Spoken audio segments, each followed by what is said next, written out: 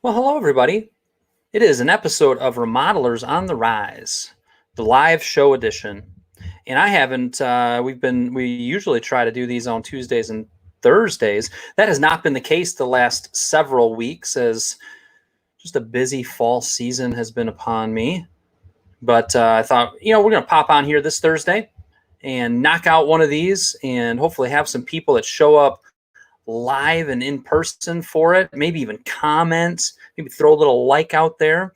And the topic for today is something called batting practice for remodelers. Now, there's a live and in-person sales training that I'm doing in Ann Arbor, Michigan next week on the 29th and the 30th. About 25 people signed up, super excited about it. And we thought for today's show, there might be a few people that are still considering going, that this would be helpful to kind of go through what we're going to cover. But even if you can't make it, even if you're not able to come, it is going to cover some content and some ideas in this little preview where it will still be valuable and helpful to you. So that's what we're doing this fine day. Hope you all are doing well. If you want to comment in the old box, you could do a one-word open, one word on how you're feeling today. I'd love to see that. You could toss in the box just a random question you have for me. It could be related to any part of your remodeling business. I'd love to answer it. And that's all I got for an open. I say we get right rolling into today's show. Let me also get my sound effects going for full Remodelers on the Rise action. Okay, so this batting practice event is being organized around this baseball theme, as you may have noticed, and we have it set up where we're going through 9 innings. We're not playing t-ball. We're not playing little league with 6 innings or 7 innings. We're playing big league ball that has 9 innings. And in baseball, there's a top half of the inning and a bottom half of the inning. In the top half of the inning, we are going to do a little teaching. I'm going to teach on the specific topic that we're covering for a little bit. And then in the bottom half of the inning, we're going to do batting practice. And what batting practice is, you could call it role playing. You could call it, all right, you are the client and you are the remodeler, go. And people are going to get outside their comfort zone a little bit. And you're going to hear how people approach different situations in the sales process, how they respond, how they overcome objections. It's going to be a lot of fun. I will make sure that it's a lot of fun for everybody. I've done this in my coaching for years and years, and I'm excited to do it over 2 days. So inning number 1 is all around, this is how we work. These are 5 powerful words when you're working with a remodeling prospect for you to very clearly articulate, this is how we work. So if you're listening to this live or if you're listening to the recording, when I ask you, do you have a written remodeling process? It's actually written out, something that the homeowner is able to read and see. Do you have that? I'd say still for a lot of you, it's in your head. You verbalize it when you're talking to a prospect, but it's very rare that you actually have it written out. Yet most of you, if you don't have it written out, you know you should have it written out.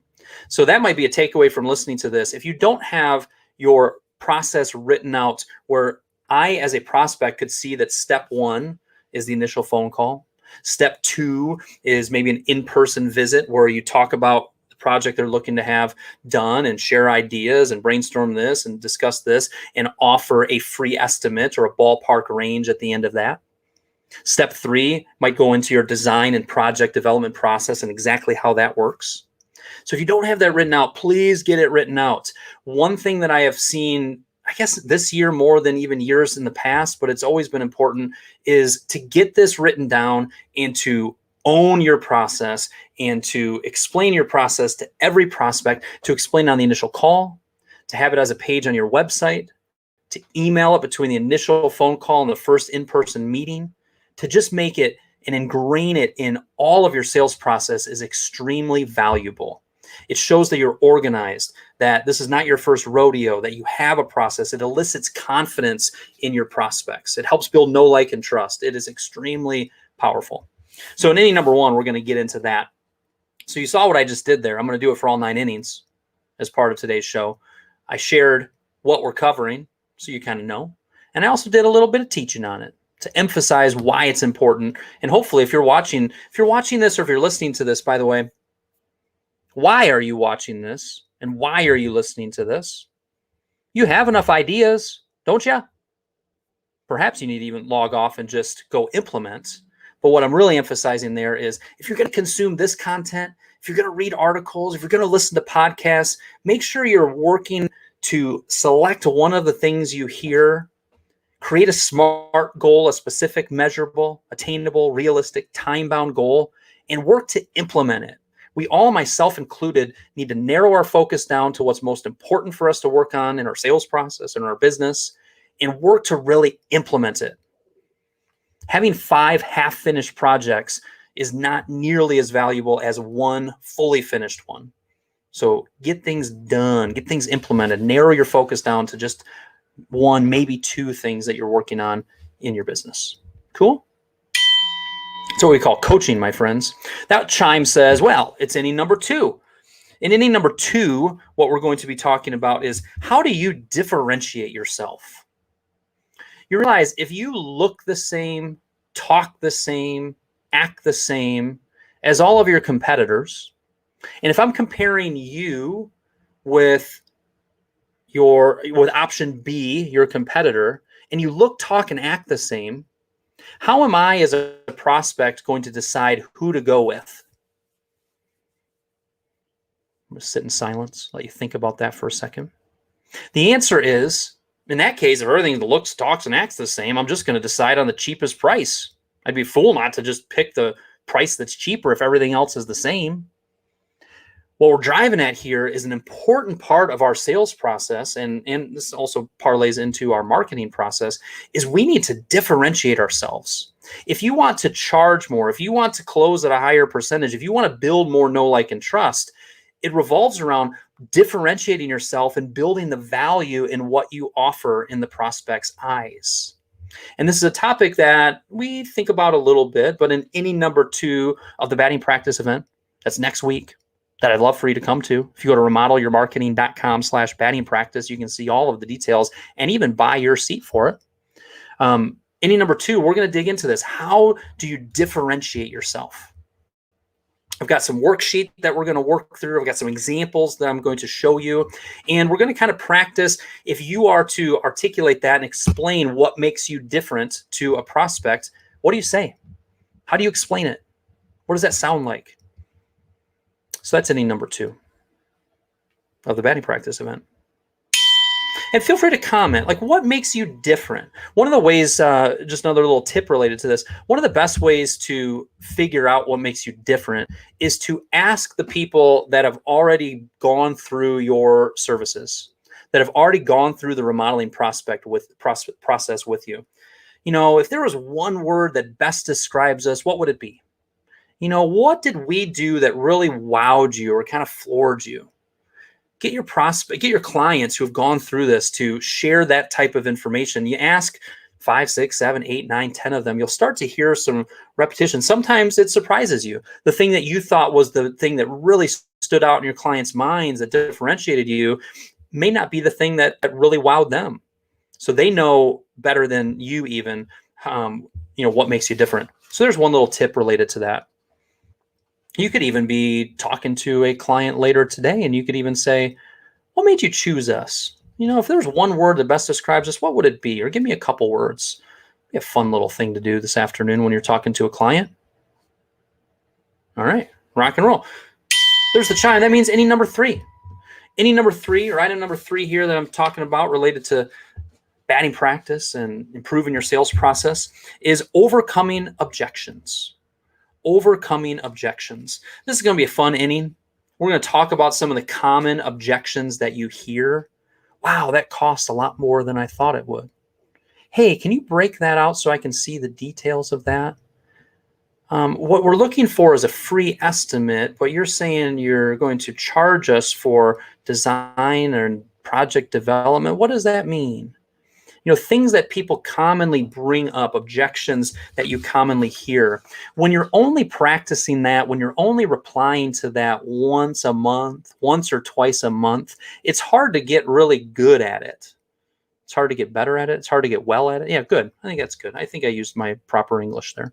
It's hard to get good at it. We need to work at that and practice it. And also, a lot of times when we get an objection that's presented to us, a lot of times we're kind of back on our heels a little bit. It's easy to kind of get defensive. But when you have an answer that you've rehearsed and practiced and thought through, and that comes out more naturally and confidently, it helps us tremendously in the sales process. So in inning number 3 of the batting practice, we're going to identify some of those most common objections that we hear. You're going to hear what other participants, how they handle it, how they overcome it. And I'm excited about that inning. So one tip for you, even if you're not coming to the batting practice, would be, what's one objection that you've heard in the last 2 or 3 weeks? You can even type it in the comments. I might even do a little batting practice with you right here live. But what's an objection that you've heard from a prospect in the last few weeks? And think about that, and then say, okay, if I was actually prepping this, if I was actually really thoughtful with this, and I gave them the best answer that I can and the clearest answer I can, what would I say? And I know it's super weird to practice that out loud. I know it's weird to practice how you say it when you're just driving around. I know it's kind of odd, but it's also really professional. You're only going to get better if you do weird things like that and actually rehearse and practice what you do. I went to this heroic public speaking conference. It's probably been 4 or 5 years now. And one of the things they mostly talking about public speaking, and it was for speakers like myself to improve when I'm in front of an audience. But I quickly realized this is also in one-to-one engagement. This is also in the sales process. And the biggest thing that surprised me was, I don't practice. I don't rehearse. I don't craft the story or craft my response. I just kind of shoot from the hip. But the more that I rehearse, the more that I practice, the less I shoot from the hip, and the more prepared I am, the stronger, the more confident, the better results that I get. So that's one idea for you as you go about your day. Think of one objection. Or if you have salespeople, if you have people on your team that handle objections, train them. Do a little batting practice with them. All right, what's an objection we heard in the last 2 weeks? Go. The price was too much. Okay, how do we respond to that? Well, we ask them this question. We answer a question with a question. Okay, good. And then what do we say? How else do we handle this objection? Because it's going to come up again. And if we can get really skilled at it and thoughtful about it, we can handle it better. And that helps us in our sales process. So there's a couple thoughts for you related to inning number 3. I haven't got squat for comments yet. I see that many of you are watching this live. I would like a comment, please. Maybe even a takeaway from something I've already shared. Maybe even just a, hey, how you doing? Maybe even a little like button. Give me something, people. I feed off of the interaction. Okay, cool. Inning number 4 of this live and in-person event that we're doing next week in beautiful Ann Arbor, Michigan on September 29th and 30th. There's some seats still available. You can sneak on in there. We got people coming from Texas, Alabama, Florida. Got a lot of Michiganders. Got some people coming up from Ohio. All kinds of things. It's about 25 people. It's gonna be a good size group, but not too big a group. Allows us to really interact, and for everybody to kind of have to get called on and squirm a little bit by me. It's going to be a lot of fun. I won't make you squirm too much, but I'm going to sharpen how you handle your sales process. You're going to walk away from this 2 days with a ton of takeaways and kind of reinvigorated in your sales process. We got a like. Oh my goodness. Thank you, honey. Sometimes I think my show shows up in my regular business feed, not just in the Facebook group feed. And here I am saying, people, I see there's live people watching, but I got no interaction. My lovely wife, Sarah, gave me a like. Thank you, honey. She also dropped off some delicious chocolate cupcakes earlier to the office. Thank you again, honey. Okay. Inning number 4 of what we're going to be covering next week is, how are we presenting your design, if you have that as part of your process? How are you presenting your budget range and explaining your budget range? How are you handling presenting your detailed proposal? There's a lot in there. There's a lot of decisions. There's a lot of ways that you can practice and rehearse and get better at that. I was going through this with one of my client salespeople about a month ago. And in particular, the part we were going through is, all right, how are you presenting your detailed proposal? And the way that he was doing it was boring me to death. Line by line, monotone, boring.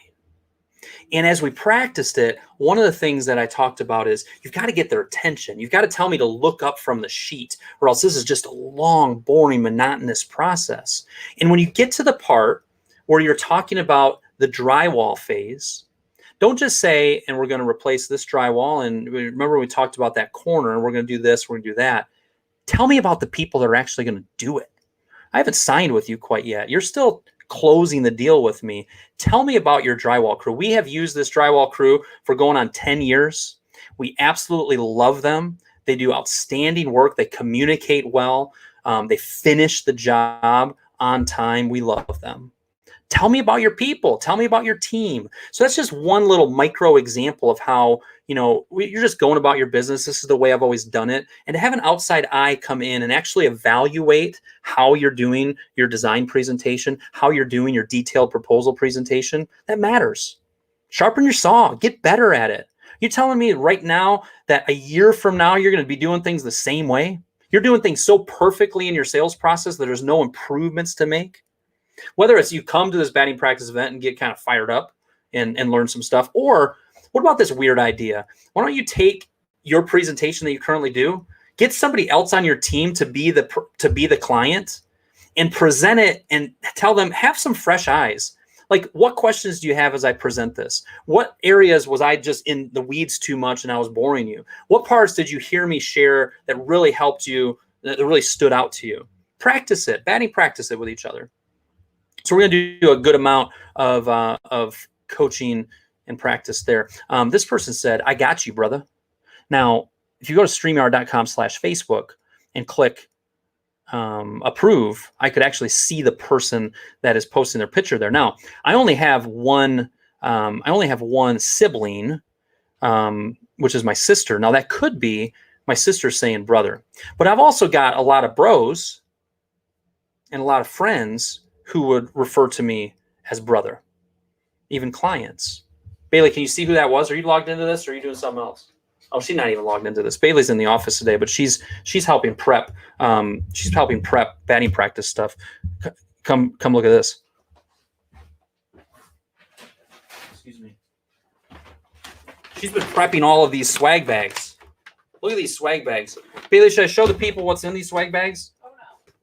Oh no. Well, that's why I'm the boss and you're the employee, because I'm overruling you. This is somebody that is evidently an extra large shirt, because as a sign up, there's the beautiful batting practice logo. I just can't keep secrets. Look at that beautiful new Remodelers on the Rise logo. We are rolling out a brand new beautiful brand for the business here soon. I won't show them everything. We got mugs in here. I'm seeing candy in here. I'm seeing a new beautiful shirt. I'm unveiling the shirt. Permission granted, she says. Look at this fun shirt. Eat your frog. Eat your frog. It's got a little Remodelers community logo on the side of it. We're gonna have a lot of fun. That needs to be rolled up again though, because I messed up that swag bag.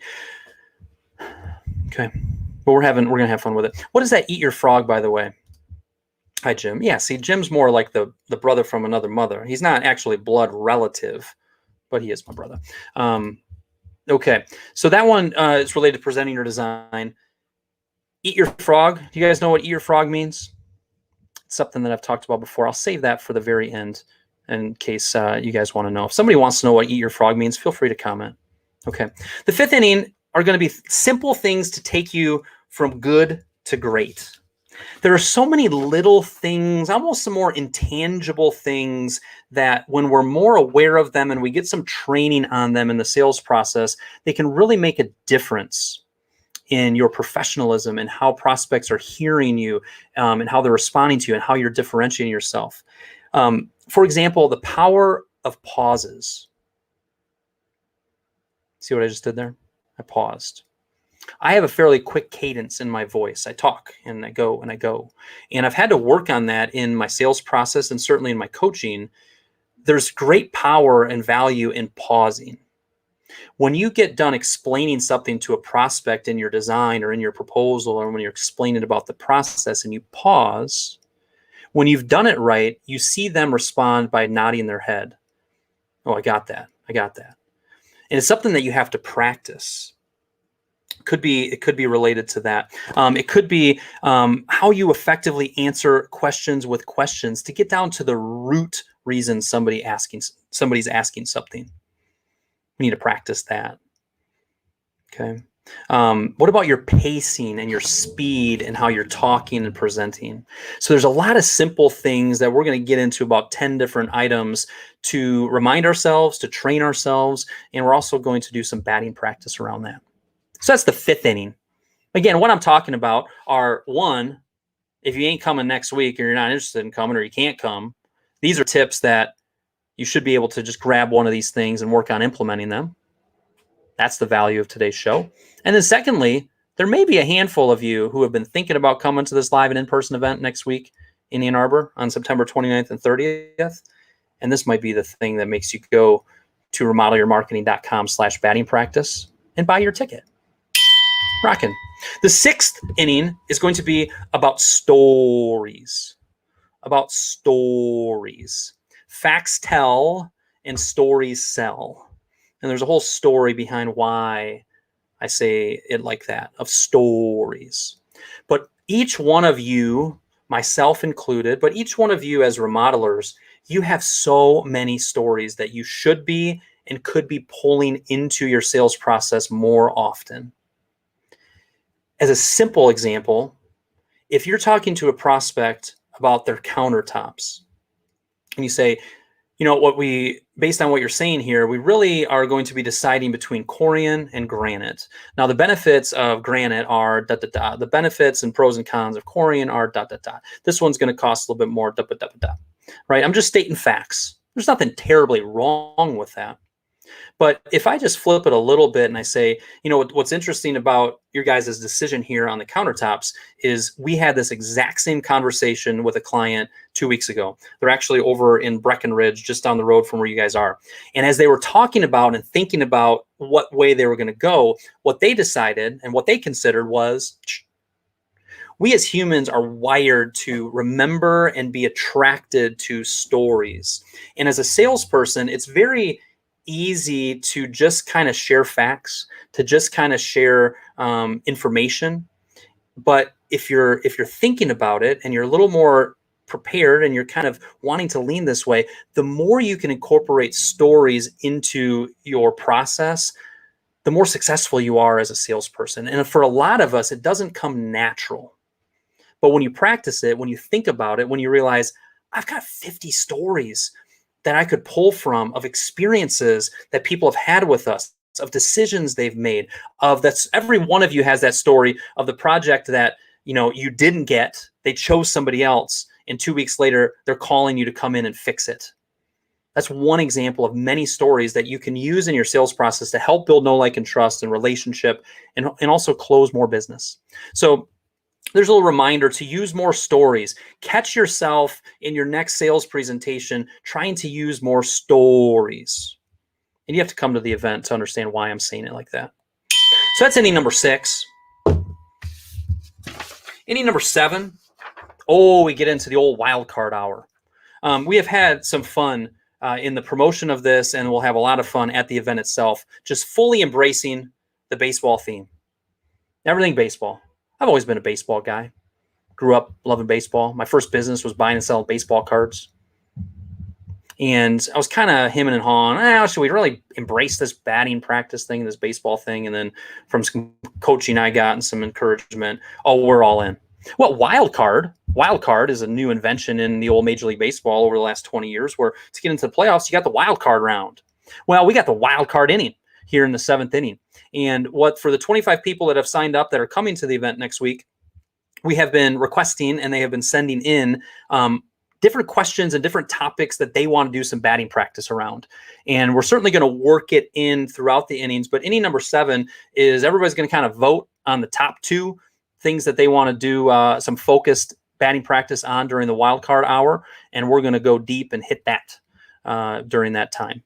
So the wild card hour is that. And by the way, I guess the for you people that are just listening to this for value today and you're not able to come next week, I guess one thing I would note is if you go to remodelerscommunity.com, maybe you have a wildcard question. You have something that you're running into. You have a dilemma on a project. You ran into a situation with a client and it kind of fooled you and you kind of stumbled across the answer, and you'd love to know how other remodelers would respond or how they handle it or how people are handling delays in materials or whatever the wildcard question might be. Remodelerscommunity.com is arguably, I don't even know if it's arguably, I should say arguably because I don't want to sound pompous or egotistical. But I have been told by many a folk that Facebook group is a gold mine of value. It is arguably the top Facebook group for remodelers in all of the Facebooks, all of the interwebs. So go there and you have an opportunity to ask a question and get thoughtful, kind, deep, detailed feedback and advice from your fellow remodeling peers. Take advantage of it. Jim says, you're going to have a 7th inning stretch? I mean, of course. See, now this is on day 2. Like we go through the first 5 innings on day 1. This is going to be actually from 10:15 to 11:45 on day 2. By that time, the people may have already gotten their fill of my humor and obnoxiousness. So when we get to the 7th inning and I say, all right, everybody stand up, we're going to sing Take Me Out to the Ball Game, they might say, Kyle, can we skip that? I probably will still not allow them to skip it. We will probably stand up and stretch. There may be some singing, but I'll have to read my room and read the people to see if they actually do want to sing or not.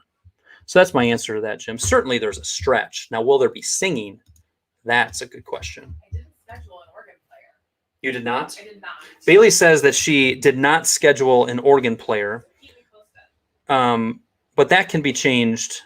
That can be a last second addition to it. Although my go-to organ player would be my mother-in-law, and she just had surgery on her elbow. Maybe she could do a one-handed organ playing and make it down there, but she's still kind of recovering. So I think if you're debating whether to sign up based on will there be organ playing or not, there probably won't be. So don't get your hopes up. Inning number 8. We're going to do some batting practice outside of the sales process. We're going to be focused primarily throughout most of the 2 days on the sales process, but we're also going to take some time to do some batting practice around other topics. How do you have a difficult conversation with an employee or trade partner? How do you practice how you can get your team and yourself to set more SMART goals? Specific, measurable, attainable, realistic, time-bound. How do you professionally present change orders to clients? How do we handle that? We're going to spend an inning kind of handling some of these items outside of the sales process, and it's going to be a lot of fun. And then inning number 9 is going to be just a good recap of everything that we covered. There's going to be some whiteboards and some sheets on the wall that as we go through these 2 days, at every break, I'm going to be asking the participants to share and write down their takeaways. Make a list. I'm hoping to have a wall of takeaways, of little phrases that people picked up, of things they're going to kind of implement and change in their sales process, how they're going to refine and improve based on what we've covered in the batting practice. And it's just always important in any kind of training and any kind of event you go to and any kind of coaching to make sure you take the time to recap what you covered, to hammer it home, to get a very clear list of these are the things that when I get back to my office, when I get back to my regular life after this lovely 2 days up here in beautiful Michigan, these are the things I'm going to implement and do something with. Because there's no sense in investing your time and money in coming to something unless you're really going to have takeaways that you implement. So that's what we're going to do in inning number 9. You can feel free to call or text me with any questions you have. If you're thinking about making the trip up to Michigan on the 29th and 30th, feel free to text or call me, 517-902-8450. This is also probably going to be a podcast. So if you're listening to this well after the live event itself, we are paying a professional videographer and team to come in and videotape this event. So it's available to anybody that's coming, and we'll probably also sell it to people that are interested in purchasing the recording. So keep that in mind as well.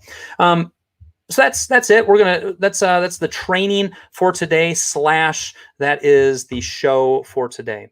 And whether you're coming or whether you're not, I do hope that you had a takeaway or two, and reminded of some things or got an idea that you're going to implement.